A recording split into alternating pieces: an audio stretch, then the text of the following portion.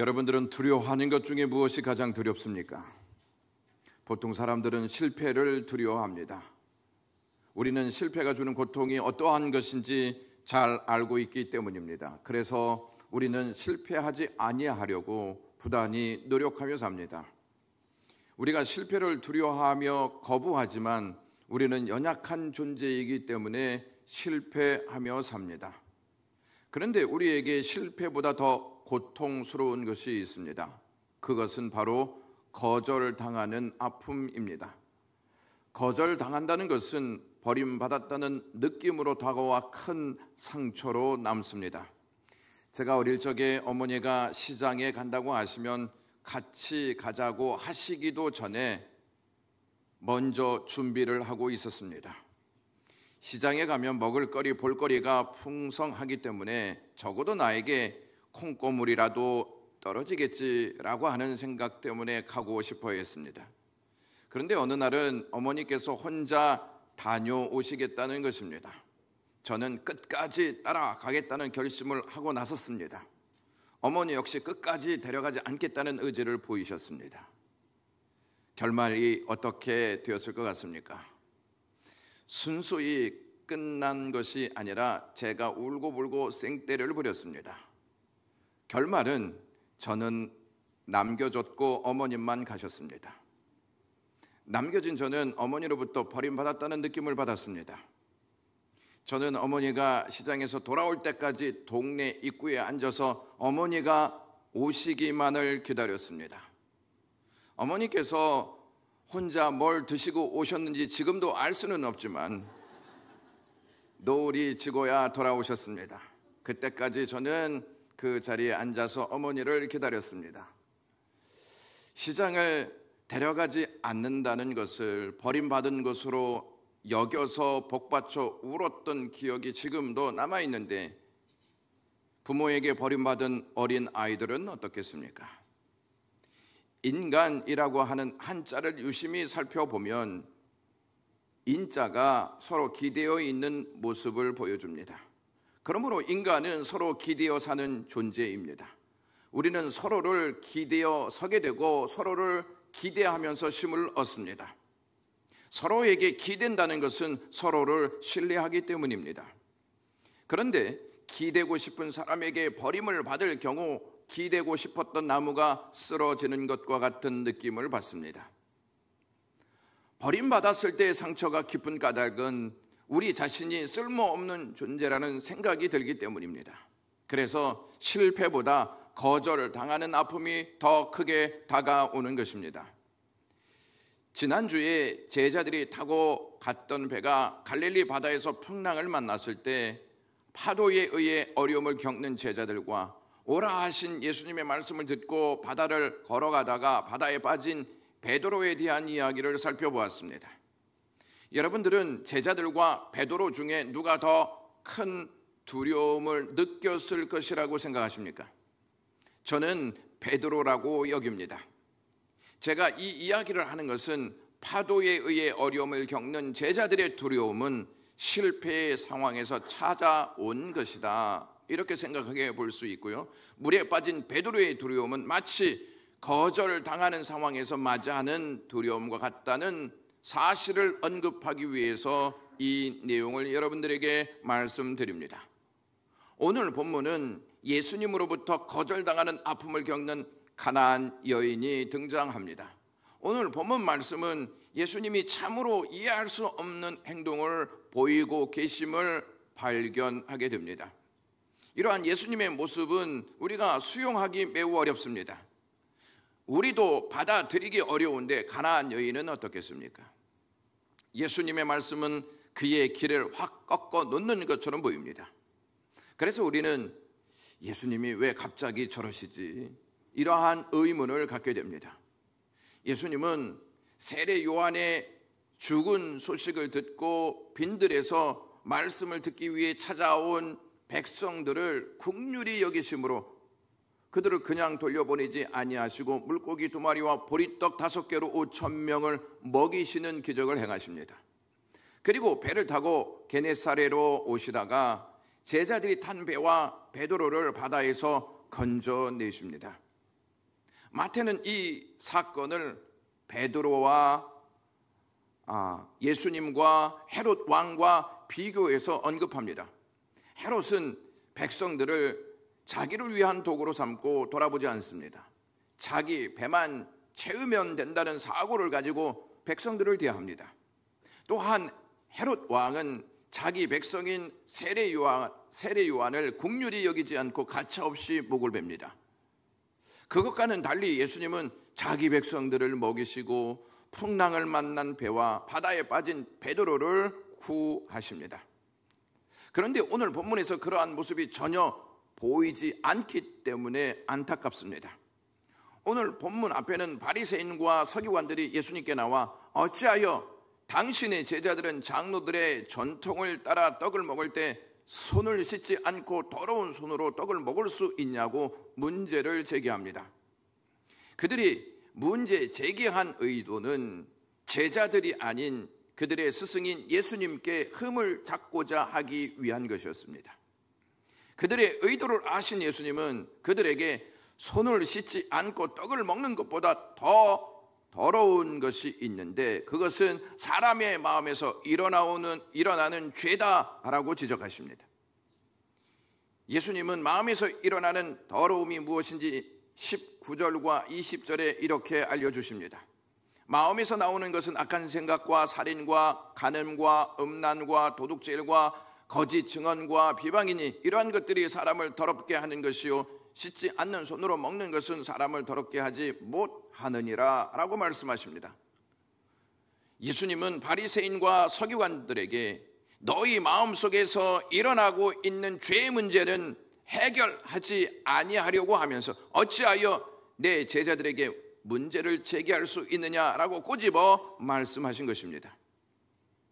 바리새인들과 서기관들은 전통적인 편견을 들이대면서 예수님께 대항하고 있는 모습입니다. 문제로 가득한 자신들의 문제는 보지 못하고 남들의 죄만 걸고 넘어지려는 그들에게 예수님은 더 이상 같이 있지 못하겠다라고 하는 마음에서 그곳을 떠나 30km 떨어진 두로와 시돈 땅으로 들어가십니다. 그 땅은 완전히 이방인의 땅입니다.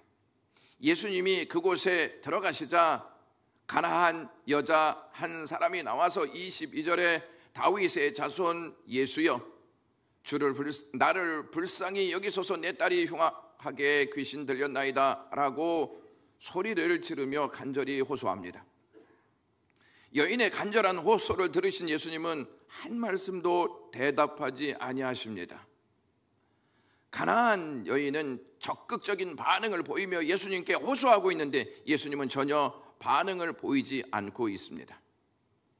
그럼에도 불구하고 그 여인은 예수님 뒤를 계속 따라오면서 다윗의 자손 예수여라고 부르짖고 있습니다. 하도 뒤를 따라오면서 귀찮게 소리를 지르니 제자들이 예수님 그를 그냥 쫓아버리십시오라고 말합니다. 이때 예수님은 제자들에게 24절에 나는 이스라엘의 집에 어린 양 잃어버린 양 외에는 다른 데로 보내심을 받지 아니하였노라 라고 매정하게 말씀하십니다. 제자들은 예수님의 말씀을 듣고 그렇지 예수님은 우리를 위해 오셨지 이방인들을 위해 오시지 않았지 라고 생각했을 것입니다. 만약 여러분들이 그 여인과 같이 예수님의 말씀을 들었다면 어떻게 반응하실 것 같습니까? 실망하여 발길을 돌이키지 않겠습니까? 그러나 가나안 여인은 발길을 돌이키지 않고 예수님께 나와 절하며 주여 저를 도와주시옵소서라고 고백합니다. 이렇게까지 절실하게 예수님께 매달린다면 예수님께서 참 귀하다라고 여기시면서 그를 끌어안아 주셔야 마땅하지 않습니까? 그런데 예수님은 26절에 자녀의 떡을 취하여 개들에게 던짐이 마땅하지 아니하다라고 말씀하십니다. 갈수록 산 넘어 산 같습니다. 예수님이 매정하게 걷어차는 듯한 말씀을 하고 계시기 때문입니다. 자비하신 예수님의 모습은 온데간데 없이 다 사라져 있고 그녀의 자존심을 확 짓밟아 버리는 분처럼 보이고 있습니다. 예수님의 말씀에 분위기는 더 싸늘해졌습니다. 가나안 여인은 거절당한 느낌을 받았을 것입니다. 안 그래도 딸 때문에 고통을 겪고 있는데 여기에 참으로 확 끼얹는 말씀처럼 들리는 내용을 주님께서 말씀하셨기 때문입니다. 이해할 수 없는 말씀을 하고 계신 예수님이 낯설어 보이지 않습니까? 사실 유대인들은 이방인들을 개로 간주하여 개로 불렀을 만큼 매우 천시하고 경멸하였습니다. 예수님은 유대인들에게 주어진 은혜를 이방인이 갖지 말아야 한다, 가져서는 안 된다 하는 말처럼 그 말씀을 그 여인에게 하십니다. 이에 27절에 그 여자가 이렇게 고백합니다. 주님 맞습니다. 그러나 개도 주인의 상에서 떨어지는 부스러기를 먹습니다 라고 고백합니다. 그 여인은 개 취급받고 있는 발언에 대해서 반발하지 않습니다. 적극적으로 인정합니다. 그래서 주여 맞습니다 라고 고백하였던 것입니다. 그녀의 대답은 주님, 저는 개와 같이 비천한 자입니다. 저는 은혜 받을 자격이 없는 자입니다 라고 하는 고백입니다. 그 여인이 이렇게 고백하면서 끝까지 주님께 매달릴 수 있었던 것은 이번 기회를 놓치면 다시는 이러한 기회가 찾아올 수 없다는 사실을 알고 있었기 때문입니다. 우리는 누군가 감정을 건드리고 기분을 상하게 하면 토라집니다. 그런데 그녀는 그러한 거절감을 당하고도 토라져 가버리지 않고 예수님을 주님이라고 고백하고 있습니다. 자신을 개 취급하고 계신 예수님을 어떻게 주여라고 부를 수 있습니까? 그는 처음 예수님께 도우심을 받으러 왔을 때 주여라고 말씀하였습니다. 심한 말을 하고 심한 말을 듣고 있는 그 상황 가운데에서 주님께 주여라고 불렀습니다. 그녀의 신앙을 무엇으로 말할 수 있냐면 주권신앙이라고 말씀할 수 있습니다. 내가 필요할 때만 주님을 높이고 내가 기분이 상한다고 토라져 버리면 그 사람은 결코 주권신앙을 가졌다고 말할 수 없습니다. 우리는 신앙생활을 하면서 여러 가지 어려운 상황을 만나게 됩니다. 그럴 때 어떠한 사람은 기도의 자리에 나와서 매달리는 사람이 있는가 하면 어떤 사람은 실망하여 잠수를 타는 사람이 있습니다. 토라지는 행위는 사람에게만 하지 않고 하나님께도 서슴없이 합니다. 여러분, 토라지면 누구만 손해일 것 같습니까? 토라진 사람만 손해입니다. 이 세상에서 가장 어리석은 행위는 하나님께 토라져 신앙을 버리는 것입니다. 주권신앙은 토라지지 않고 어떠한 상황에서도 끝까지 하나님께 매달리는 것입니다. 인간의 눈으로 볼 때 더 이상 소망이 없어 보이는 상황일지라도 끝까지 하나님을 붙잡고 사는 삶이 주권신앙입니다. 인생의 답과 인생의 소망은 다른 데 있지 않고 오직 예수님께 있기 때문입니다. 우리에게 있어서 무엇보다 필요한 일이 두 가지가 있습니다. 먼저는 나 자신을 이해하는 것입니다. 나 자신을 이해하지 못하면 예수님께 무엇을 구해야 하는지 잘 알지 못합니다. 가나안 여인은 자신이 누구인지를 잘 알고 있었기 때문에 수치심으로 가득한 자리에서도 예수님을 떠나지 않고 예수님께 매달렸던 것입니다. 자신이 누구인지 아는 사람은 주님께 무엇을 가장 우선적으로 구해야 하는지를 압니다. 그래서 그녀는 예수님께 나를 불쌍히 여겨주십시오라고 긍휼을 구했던 것입니다. 불쌍히 여겨주십시오, 이 말이 원어의 의미로 보면 예수님, 나를 창자 속에서부터 끌어오르는 긍휼로 저를 봐주십시오. 창자 속에서부터 끌어오르는 긍휼로 저를 인정해 주십시오라는 내용입니다. 저는 제가 누구인지 잘 알고 있기 때문에 기도할 때마다 하나님, 저를 긍휼히 여겨주십시오라고 간구합니다. 예수님께서 저를 긍휼히 여겨 주시지 아니하면 저는 아무 소망 없는 자가 되기 때문입니다. 자신이 누구인지를 알면 예수님께 가장 필요한 긍휼을 구합니다. 수술을 해야 하는 환자가 의사를 찾아가서 건강한 척 하는 것은 바람직하지 않습니다. 의사에게 자신의 몸에서 일어나는 증상을 솔직하게 털어놓고 수술을 요청합니다. 그게 바람직합니다. 주님께 주님 나를 불쌍히 여겨주십시오 라고 하는 고백은 의사에게 내가 지금 수술을 받아야 하는데 나를 잘 고쳐주십시오 라고 하는 고백과 똑같습니다. 우리에게 있어서 필요한 일 중에 다른 하나는 예수님이 누구인지 정확하게 아는 것입니다. 많은 사람들이 예수님을 정확하게 알고 판단하기보다는 예수님 위에서 자기 지식으로 내려다 보면서 판단합니다. 그래서 자기 지식에 맞지 않으면 마음을 닫아버립니다. 그리고 기분이 나쁘면 불쾌한 감정을 드러내고 믿지 않으려고 합니다. 그녀가 자신이 수치심을 느낄 수밖에 없는 자리에서 그 자리를 떠나지 않고 자신을 불쌍히 여겨달라고 고백한 것은 예수님이 누구인지 잘 알고 있었기 때문입니다. 22절 말씀에 보시면 주 다윗의 자손이여 나를 불쌍히 여기소서라고 고백했습니다. 이 고백은 구약의 이사야 선지자가 장차 구원자가 오시는데 그 구원자는 다윗의 자손으로 오실 것이다 라고 하는 예언의 말씀을 갖고 있었던 믿음에서 나온 것입니다. 가난한 여자가 예수님을 향하여 주 다윗의 자손이여 나를 불쌍히 여기소서라고 하는 이 고백은 당신은 하나님이 구약 성경에서 다윗의 자손으로 오실 것이라는 약속, 그 약속이신 구원자이십니다.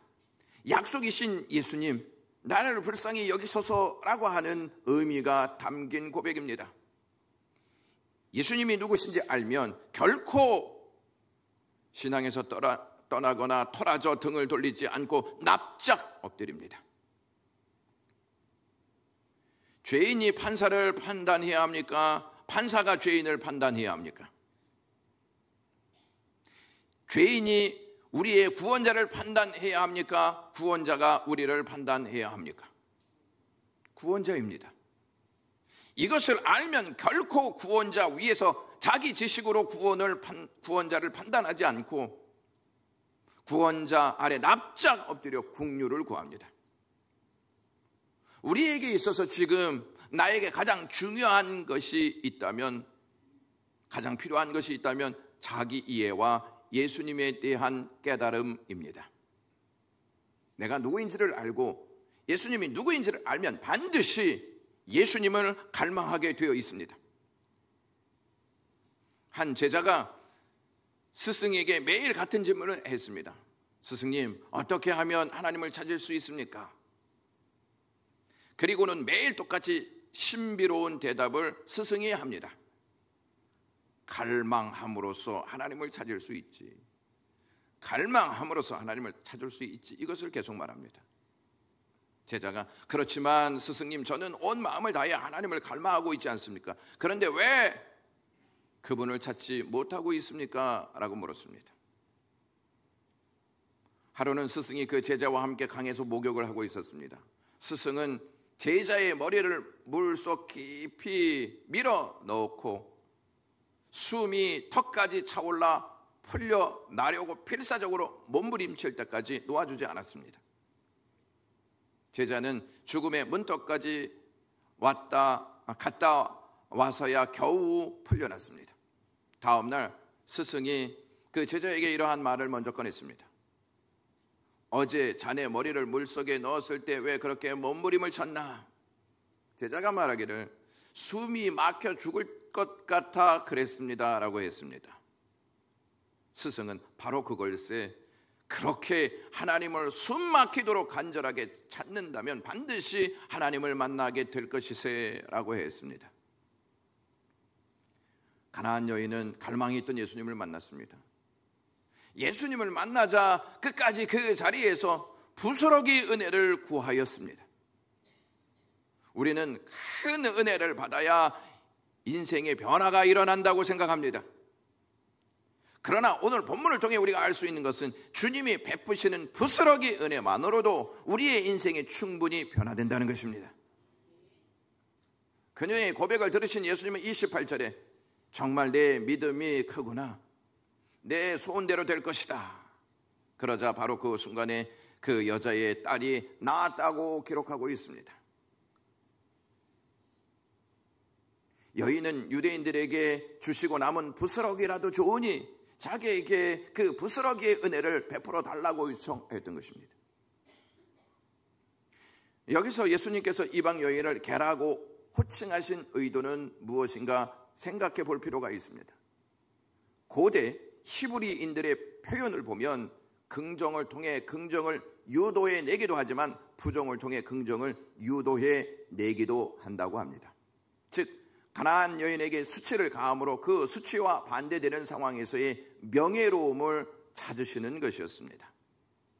그러므로 그 여인은 자신이 진정으로 원하였던 것을 얻기 위해 수치를 감수함으로써 진정으로 원했던 것과 명예로움을 얻게 되었습니다. 여러분, 성경에서 개라는 단어가 구약 성경에 등장한다는 사실을 아십니까? 가데스 바네아에서 12명의 정탐꾼들이 가나안 땅을 정탐한 다음에 돌아왔습니다. 2명은 신실한 믿음을 갖고 고백하지만 10사람은 부정적인 고백을 하는 장면이 기록되어 있습니다. 2명의 사람 중에 여호수아와 갈렙이 있는데 갈렙이라는 이름이 등장합니다. 이 갈렙이라는 이름의 뜻이 개입니다. 개. 이 단어는 유대인들이라면 누구나 쉽게 아는 단어입니다. 갈렙은 10명의 정탐꾼과는 다른 보고를 하는데 다름이 아닌 그가 쓰는 단어에 주목할 필요가 있습니다. 직역성경으로 민수기 14장 8절에서 9절 말씀을 보시면 만일 여호와께서 우리를 기뻐하시면 이 땅으로 우리를 데려가셔서 젖과 꿀이 흐르는 그 땅을 우리에게 주실 것입니다. 다만 여호와를 당신들은 거역하지 마십시오. 당신들은 그 땅의 백성을 두려워하지 마십시오.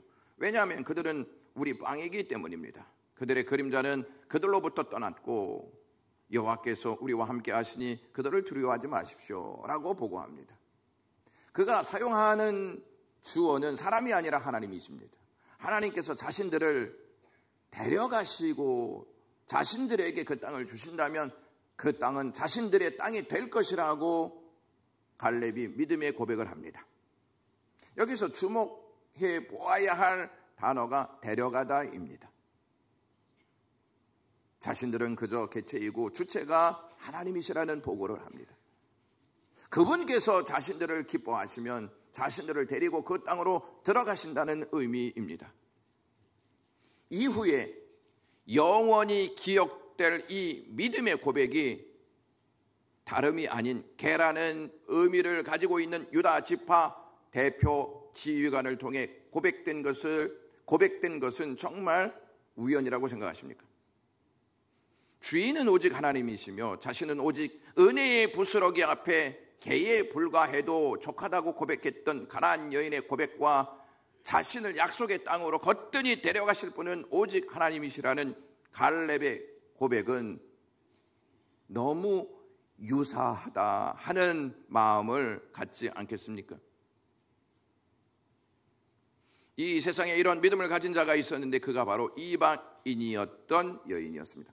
마태는 이 사실을 기록에 남겼습니다.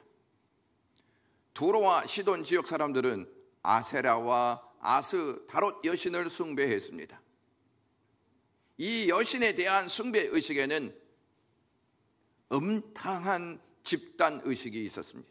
그러므로 이 여인은 율법의 말씀으로 볼 때 하나님의 구원에서 가장 멀리 떨어진 아주 흉악한 여자였다 하는 것을 알 수 있습니다.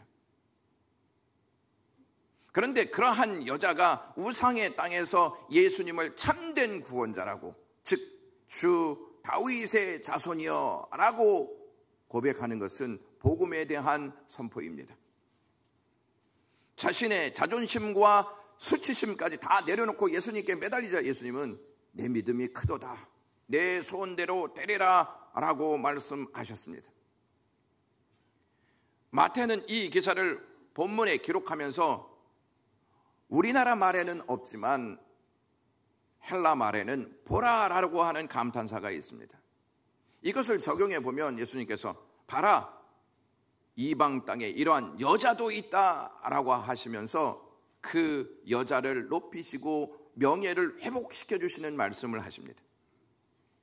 주께서 이 여인의 믿음을 자랑하시기 위해서 일부러 제자와 무리를 이곳으로 데리고 오셨다는 것이죠. 오늘 설교의 키워드 핵심 단어는 거부 거절입니다. 거부 거절은 우리에게 깊은 상처로 남아 우리를 힘들고 아프게 합니다. 여러분들은 예수님이 그녀를 거절하기 위해서 두로와 시돈 지방으로 들어오셨다고 생각하십니까? 오늘 본문 21절에 보시면 예수께서 거기서 나가사 두로와 시돈 지방으로 들어가시니라고 기록되어 있습니다. 예수님이 두로와 시돈 지방으로 들어가신 것은 그녀를 만나기 위해서입니다. 그리고 그녀의 아픔 안으로 들어가셔서 그녀를 그 아픔으로부터 해방시켜 주시려고 두로와 시돈 지방으로 들어가셨던 것입니다. 바리새인과 서기관들은 예수님을 구원자로 대하지 않았습니다. 그래서 늘 문제거리를 찾아 예수님의 흠을 잡으려고 했습니다.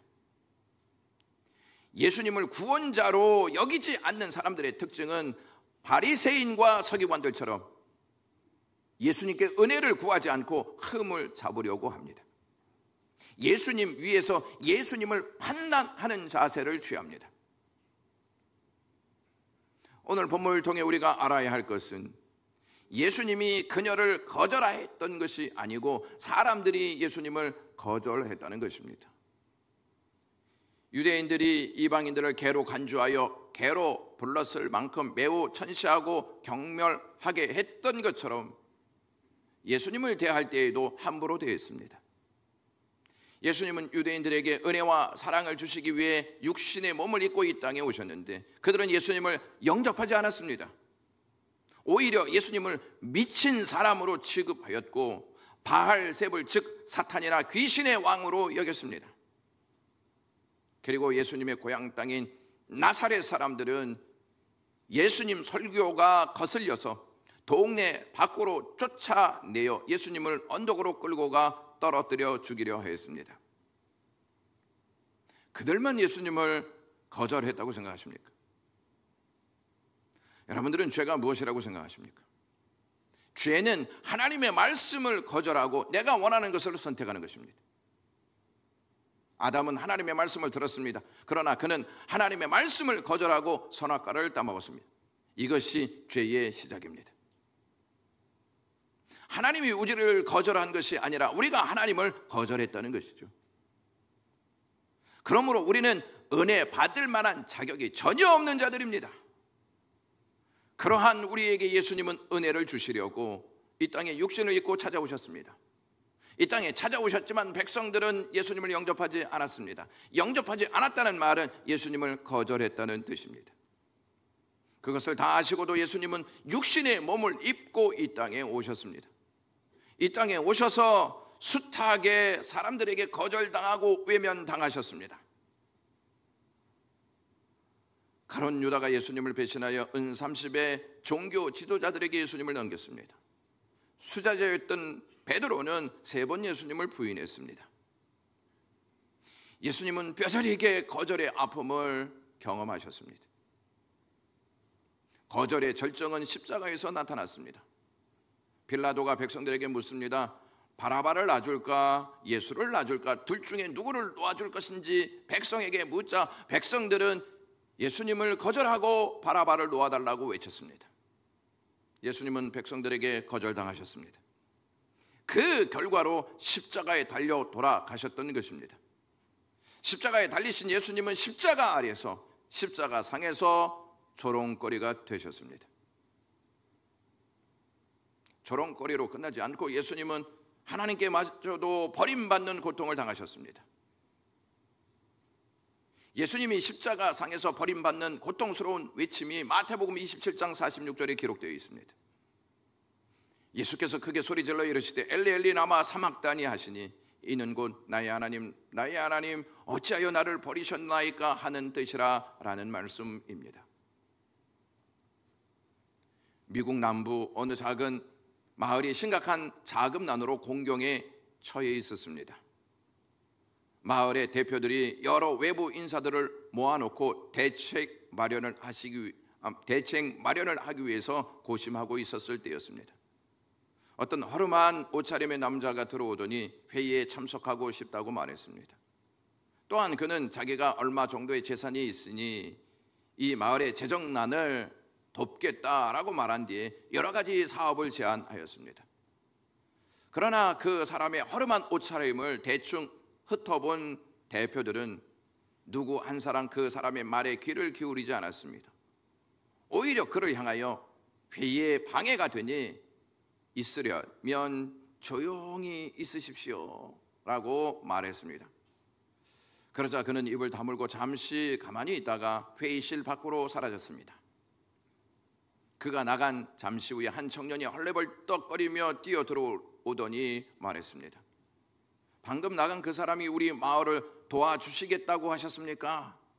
그러자 그 곳에 있던 사람들이 그가 누구인데 우리 마을을 도와준단 말이요 라고 말했습니다. 청년이 놀랍다는 듯이 대답했습니다. 아니 그럼 그 사람이 백만장자 록펠러였다는 것을 몰랐다는 말입니까? 라고 이야기했습니다. 마을의 대표들은 놀라움으로 말을 잇지 못하였고 어디선가 비탄에 잠긴 작은 목소리가 들려왔습니다. 우리가 록펠러의 도움을 거절하다니 이 얼마나 어리석은 일입니까? 사랑하는 영광의 가족 여러분, 구원은 예수님을 거절한 나에게 예수님이 들어오셔서 은혜를 베풀어 주신 사건입니다. 예수님은 이 일을 하시기 위해서 철저히 거절당하셨고 고난당하신 후에 십자가에서 죽으셨습니다. 내가 하나님을 거절했는데 하나님은 나를 거절하지 아니하시고 내 안으로 들어오셨습니다. 그렇다면 구원의 기쁨을 누리고 살아야 하지 않겠습니까? 기도하겠습니다. 하나님 아버지, 우리가 거절한 하나님이신데 하나님은 우리를 거절하지 아니하시려고 육신을 입고 이 땅에 오셔서 우리 안으로 들어오시니 고맙습니다. 우리가 그 주님을 높이며 살게 하여 주시고 주님께서 베푸신 구원의 기쁨을 누리며 살게 하시옵소서. 예수 그리스도의 이름으로 기도드리옵나이다.